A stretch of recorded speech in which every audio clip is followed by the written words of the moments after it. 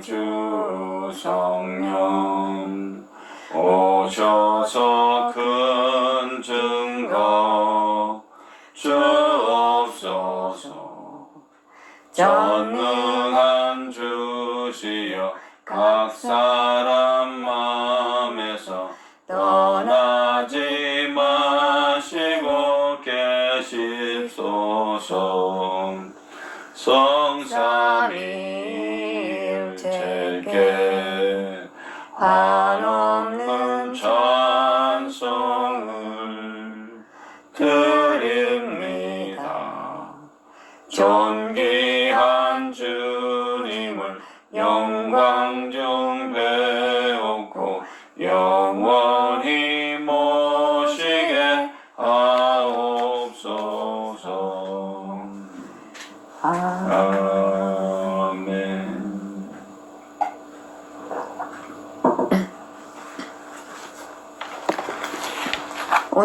오늘 나누실 말씀은 자다가 깰 때가 되었나니.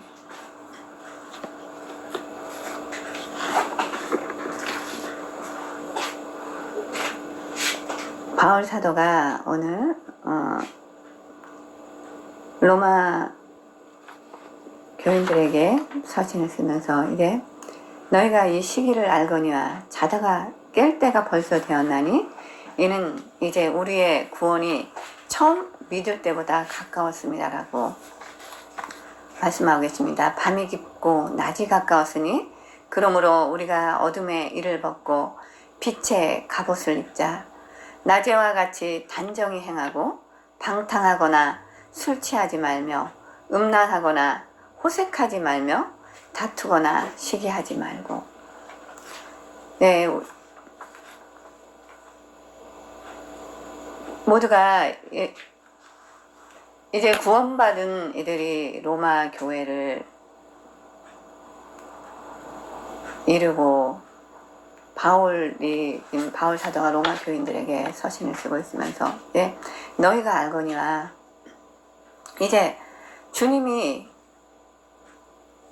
오실 날이 가까이 왔다라는 거를 이제 너희가 그걸 알고 이제 영적인 잠에서 깨어 일어나라고 지금 말씀하고 있습니다. 밤이 깊고 낮이 가까웠으니 우리가 어둠의 이를 벗고 빛의 갑옷을 입자라고. 밤이 깊었다는 거는 그만큼 이제 새벽이 가까이 오고 있고 낮이 가까이 오고 있다라는 것이거든요. 근데 우리가 이 예수를 믿는다고 하면서도 늘 우리가 깨어 기도하는 건 아니거든요. 영적으로 우리가 깨어 있을 때도 있고 또 어느 순간에는 영적으로 우리가 졸고 있고 잠들어 있을 때가 있습니다. 그래서 주님이 가실 때 반드시 다시 오시리라고 말씀을 하셨는데 그 때를 우리가 어떻게 알 수 있는지 이미 마태복음 24장을 통해서 예수님께서 제자들에게 말씀을 해 주셨거든요. 그때 제자들이 그때가 언제냐라고 물어봤을 때 예수님께서 그때는 민족이 민족을 대적하고 전쟁과 기근이 있고 또 무화과 나무의 비유를 보면서 너희가 때를 알라라고 말씀하셨거든요. 무화과 나무의 비유는 예수님께서 이스라엘을 말씀하시면서 예수님이 열매 맺지 못하는 무화과 나무를 저주하였을 때 무화과 나무가 말라버리게 되고 이스라엘이 멸망을 하게 되었고, 무화과 나무 잎이 무성하여지면 인자가 문 앞에 이른 줄 너희가 알라라고 예수님 말씀하셨거든요.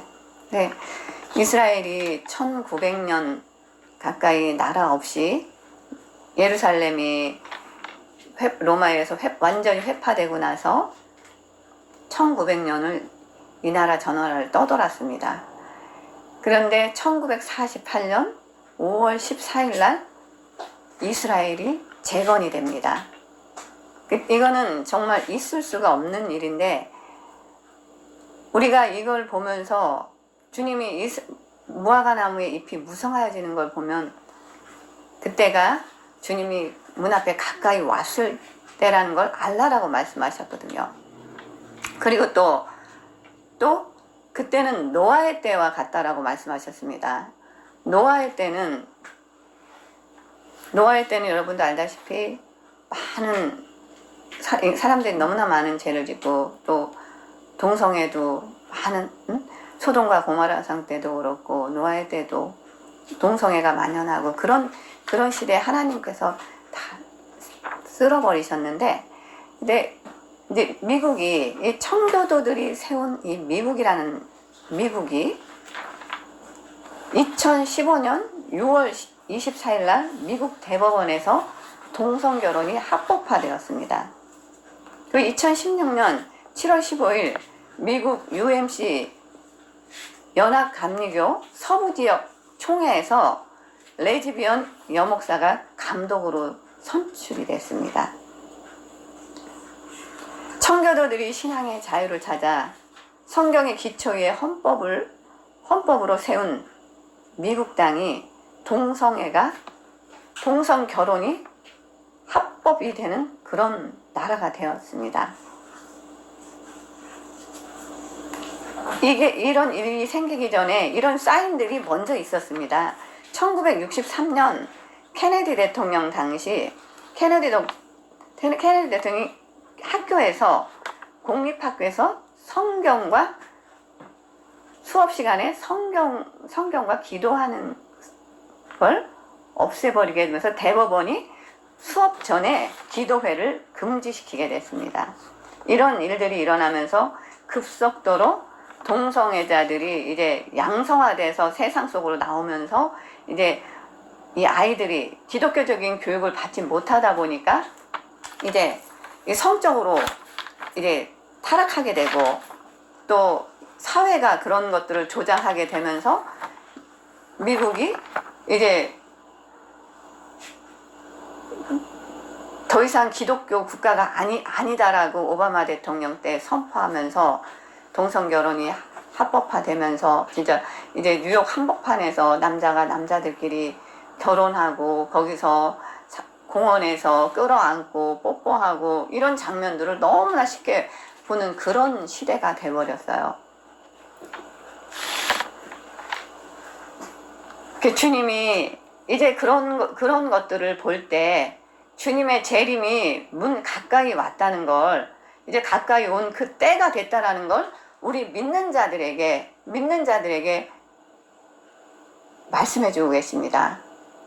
너희는 정신을 차리고 이제 깨어서 이제 낮에와 같이 단정 행하고 방탕하거나 술 취하지 말며 음란하거나 호색하지 말며 다투거나 시기하지 말라고 지금 말씀하고 계십니다. 네. 낮에는 우리가 누구라도 낮에는 단정히 하고 다니죠. 낮에는. 근데 우리가 술이 들어가게 되면은 한 잔, 두 잔일 때는 괜찮지만 나중엔 술을 마시게 돼요. 그러다 보면 이성이 마비가 되고 그때는 내가 아닌 또 다른 나. 그럴 때 우리가 영적으로 하나님의 자녀들, 믿는 자들에게도 마귀가 그때 틈을 타서 들어옵니다. 우리가 믿는 자들, 기도하는 사람들은 마귀가 우리 틈이 없기 때문에 우리에게 들어올 수가 없어요. 그렇지만 술을 마시거나 그랬을 때 그 정신적으로 우리가 정신줄을 놓게 되거든요. 그때 마귀는 우리의 생각 속으로 들어와서 그들의 몸과 마음을 타락하는 쪽으로 움직이고 가죠. 그래서 호색하게 되고 여자가 여자를, 남자가 남자를, 남녀가 이런 것들이 생기다 보니까 바울 사도도 이런 걸 하지 말라라고 말씀하고 계십니다. 14절을 통해서 오직 주 예수 그리스도 옷 입고 정욕을 위하여 육신의 일을 도모하지 말라. 예수 그리스도로 옷을 입자. 우리들은 이제 무엇을 준비해야 할까요? 이렇게 악한 시대에 이제 살아가면서 정말 유혹과 미혹과 이런 시대에 우리 자녀들은 또 어떻게 자녀들을 양육해야 될까요? 이미 이 세상은 이미 마귀들의 세상이 돼서 우리 자녀들을 정신을 혼미하게 만들고 그쪽으로 우리 아이들을 이제 동성애도 학교에서 교육을 시키는 이런 환경 속에서 그 아이들을 그쪽으로 이끌어 가고 있는데 우리는 무엇을 준비해야 될지 이제 우리가 생각해 봐야 될 때입니다. 요한계시록 3장을 통해서 예수님께서 또 흰 옷을 사서 입어 내 벌거벗은 수치를 드러내지 말고 예수 그리스도로 옷을 입으라고 했는데 흰 옷을 사서 입어 내 벌거벗은 수치를 드러내지 말고 우리가 옷은 의복이라는 것은 그 사람의 신분을 나타내줍니다.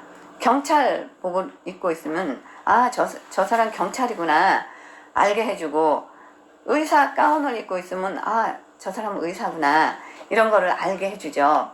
근데 우리가 예수 믿는 사람들은 예수를 믿는 사람들은 예수 그리스도로 옷을 입으라고 하셨잖아요. 그럼 우리가 믿는 자들에게 하나님께서는 우리에게 의의 옷을 입혀주십니다.